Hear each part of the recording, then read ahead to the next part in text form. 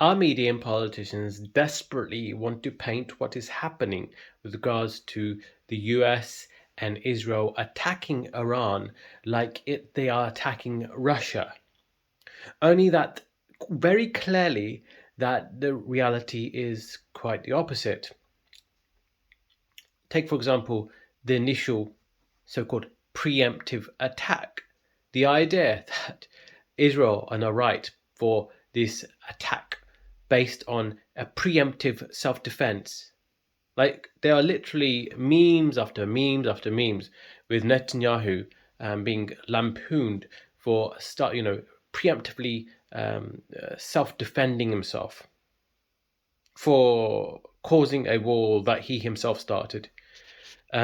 Talk about going back into going into the future, and projecting into the future based on your own psychopathic, narcissistic self delusions. Quite clearly, this is not them attacking Russia, because they themselves are the aggressors, the ones that started, the Iraq War, the illegal invasion of Iraq, the illegal invasion of Syria, Lebanon, Palestine, Gaza. The bad guys are the ones that we consider the so-called allies. In World War II, quite clearly, the US, UK were on the right side for a lot of the battles. Only that because they've taken on the mantelpiece of hegemonic power, they've taken on the role of the so-called police force. It's corrupted them, and it's been corrupted by this militant Zionism. Now, Netanyahu has to um, uh, wanted to overthrow the Ayatollah for the last 30, 40 years. This is his wet dream, the invasion of Iran. And don't let anyone tell you that just Ayatollah is so bad that what US and Israel are doing is kind of justice. It's not. It's far from it. In fact, to believe that would be psychopathic, because you'd be ignoring the fact that Israel bombed a school in Iran, killing over 150 children. Ayatollah, obviously, the domestic issues within Iran, they need to be resolved. I'm against Ayatollah. I'm against government suppression. But when you have other countries trying to wade in, because of course they never cared about oppression, because of course they would invade, countries like North Korea. They would invade other countries that have their own, authoritarian regimes. But only that they never cared about, the justice of other countries. Why would they care about justice of other countries? The U.S., and Israel are purported to be nationalistic countries, especially the governments right now. They're supposed to be nationalistic countries, which means our country first. Why would they care about justice in other countries? It's not. It's not a humanitarian mission that they're on. They are there to, first of all, Israel has its own mission, has its own goal, and US has its own goal. And sometimes these goals are diametrically in opposition to each other, which confuses the situation even more. The US, through Trump, wants a regime change war. They want to overthrow the Ayatollah, the Islamic Republic, and have a leader that is favorable to the US. Now, Israel, it does not seem to care about any democratic overthrow of the Islamic Republic. What they want is to sow seeds of chaos, and we know this because Israel has literally bombed and killed the opposition leaders to the Islamic Republic.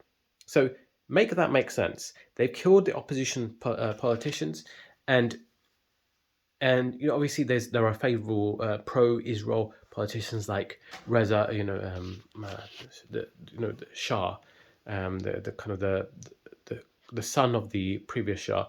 Now, this clown who wants to see, to take power, it does not have the will of the people behind him. So this is not going to be a situation where he takes power and it has the will of the people behind him. There are many people who are upset at the assassination of Ayatollah Khamenei, and the argument that because of the oppression that everyone is against the Islamic Republic. Just understand that the Islamic Republic, the Islamic Revolutionary Guard, it's made of Persians, it's made of Iranians, as well as the people who are against them are also made of Iranians.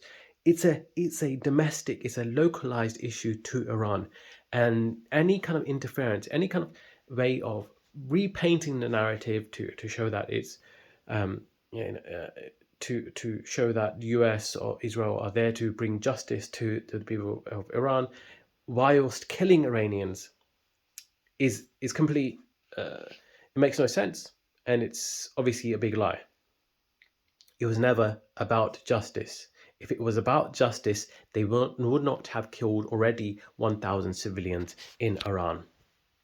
Let's not also forget that all of this fight on behalf of the US and Israel, is done because they do not value life. This is just obvious truth that they do not value the lives of the people of the Middle East, other than the racist supremacists of Israel.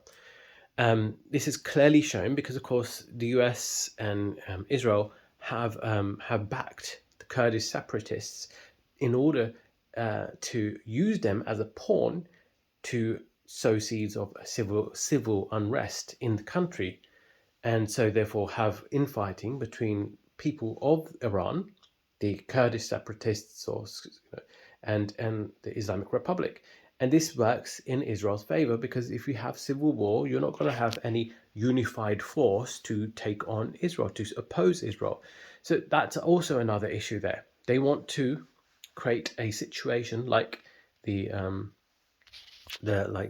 formation of ISIS, which happened as a result of the illegal invasion of Iraq, which in turn led to regional instability, spilling off into Syria, into from Iraq into other regional areas, and they just want to pound and pound and pound away through their own.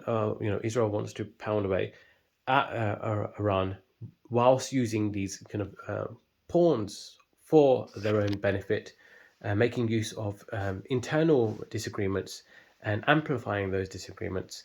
And they've done this time and time again, this game of divide and rule. This is what they did in Palestine through divide and rule of Hamas, even supporting Hamas financially, facilitating the financial support of Hamas as a way to divide the power of the Palestinians between Hamas and the Palestinian Authority, and therefore manipulating the power dynamics at play and ending with the kind of the checkmate of simply being able to eradicate the whole of Gaza, essentially, which has happened in the last several years, in order to reduce the likelihood of any Palestinian state in existence. They even opposed the idea of a two-state solution, even if it was at their own, even if they had the ball in their own court, they would oppose that because they never wanted a Palestinian state to begin with. They want a greater Israel state. This can only come out of racist supremacy, the way they treat the people, even their so-called allies, and the pro-monarchist Iranians to the Kurds that they're trying to support. They never considered their lives as important because otherwise, they would not use them as pawns for their own benefit. They would themselves put their own, soldiers and their own people on the line, but they don't want to do that. They want to live in the lap of luxury and use the available players to them in order to divide the power structures and basically sow seeds of chaos for time immemorial. let's just think about what's happened to Iraq, what's happened to Syria. These are not major players in the Arab world, and definitely not in the world generally. Whereas the power, when it's consolidated, when there's whether democratic oversight, or you have a single leader, it's more stronger, and therefore they have a more of a threat to the colonial enterprise that is Israel. So, and all of this, there are different various variable psychological aspects at play here. Trump himself has been implicated more than 4,800 times in the Epstein files. No amount of wars, bombings, of invasions, of just illegal war crimes is going to deflect away from his implication in the Epstein files. The fact that he's very likely a PDF file, and his friends are also PDF files. It's kind of this is why psychology is so important, because it kind of feeds into why people go to war, why Trump goes to war, because it is partly due to deflections from his own issues. Netanyahu also is trying to avoid a court order for his arrest, and due to corruption. And so it benefits him also to have this war.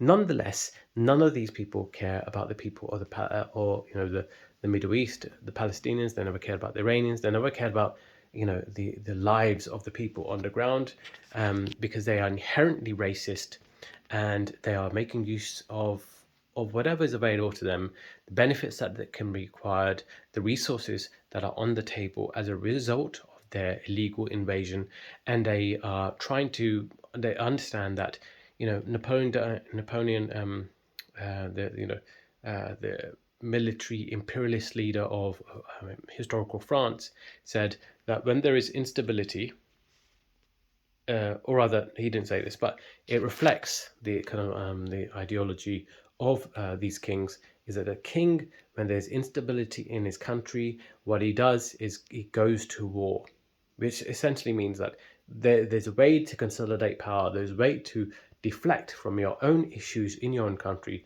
is by going to war, because it's one way to really concentrate and focus and bring attention to something greater, so-called greater than the domestic issues within your own country. This is psychopathy 101, and it's important for us to acknowledge the bigger picture, as well as the very small day-to-day pieces.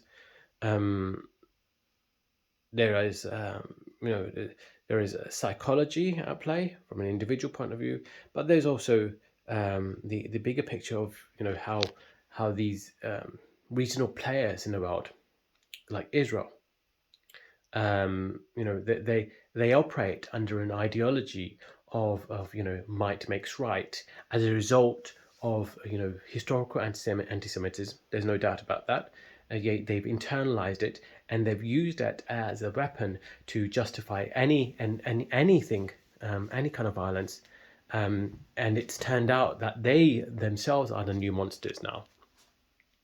And the US, of course, has not learned from its own imperialist failures of the past, and they've gone on to repeat the same things, because they they are, on an individualistic point of view, and also from a larger picture point of view, they're easy to manipulate. The Israel lobby has been manipulating the US so easily in recent years and last decades even. There's so much more to say in this, and I hope you enjoyed this video. Please like, comment, and subscribe. That'd be very much appreciated. Thank you.